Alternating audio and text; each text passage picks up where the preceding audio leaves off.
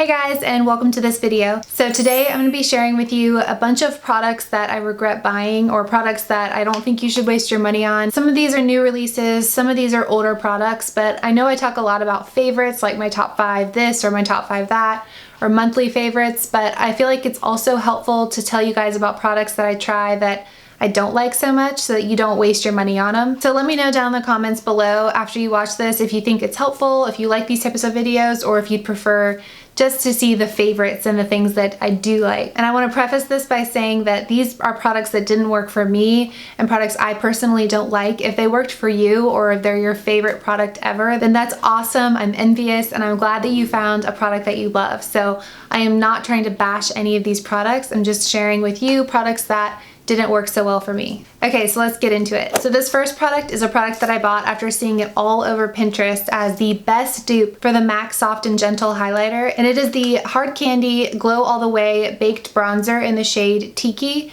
It's called a bronzer, but it's actually known as a highlighter. It's a very light shade with some shimmer in it, and like I said, all over Pinterest, I saw this was the best dupe ever for MAC Soft and Gentle. And I actually own MAC Soft and Gentle. It's really broken up and broken apart, but it still works. So I'm gonna go ahead and swatch these one right next to the other and show you guys an up close. So this is MAC Soft and Gentle, and then this is the Hard Candy Tiki bronzer.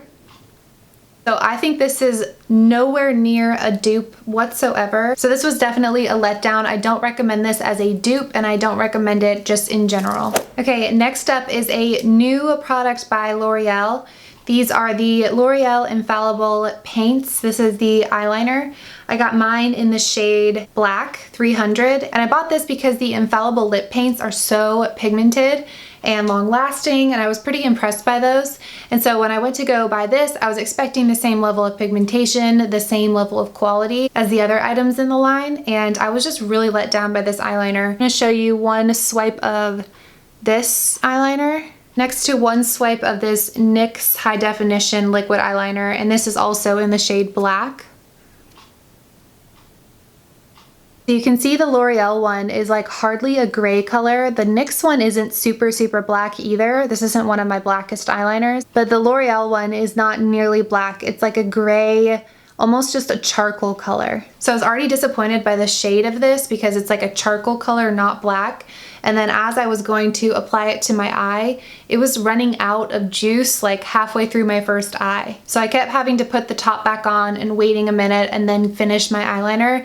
And that was just really frustrating, and hasn't been my experience with other felt tip eyeliners. The one thing I like about it is the shape of the point. It's very pointed, nice and long, easy shape to work with, but the pigmentation of this just is not there, and it dries up really fast. Okay, next up is a new product by Maybelline. It's their Master Camo Color Correcting Kit. So you've got kind of 3 columns of product here. This first one, let me open this up so you guys can see it better.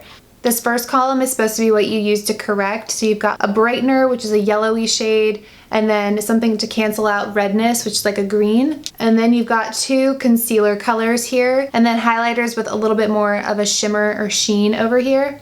And I just found that the formula of these was really waxy and kind of greasy feeling, and it never really felt like it set on my face. Even after I put my like mattifying foundation on and set the concealer with a powder, it just was really greasy and slippery feeling, and that's the last thing I need on my oily skin.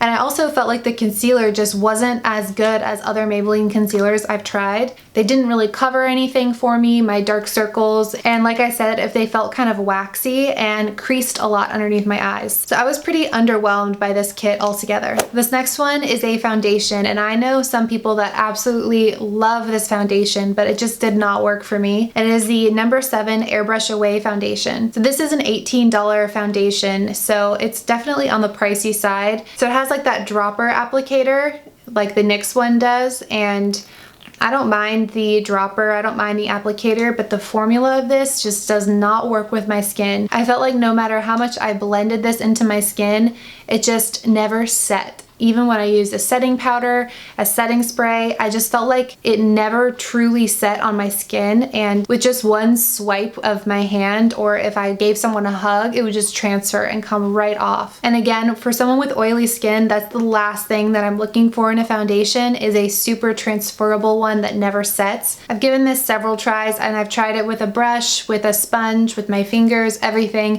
and I just can't make it work. So I do not recommend this at all. Okay, next up is another highlighter, and I want to preface this by saying that you guys know how much I love most e.l.f. products, but I got the highlighter in the shade Moonlight Pearls, and I was really excited because in the pan it looks gorgeous. It looks like it's going to be super pigmented and glowy, and I went to swatch it and I took off that first layer of film. Like, I tried to scratch off, lower, really dig my finger in there, get as much product as possible,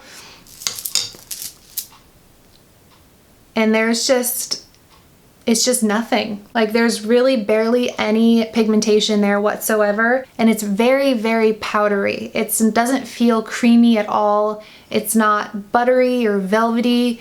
It feels like a tough powder, a tough, thick powder, and I was just really disappointed by this product because e.l.f. kills it with so many of the products they come out with, and this just was not one of them. Okay, and then this last product is a lipstick. This is the Katy Kat Matte Lipsticks by Covergirl in collaboration with Katy Perry, and I was really excited to try these. I thought the packaging was really cool. It's like this matte white packaging, and then you can see a pop of the actual lipstick color at the bottom.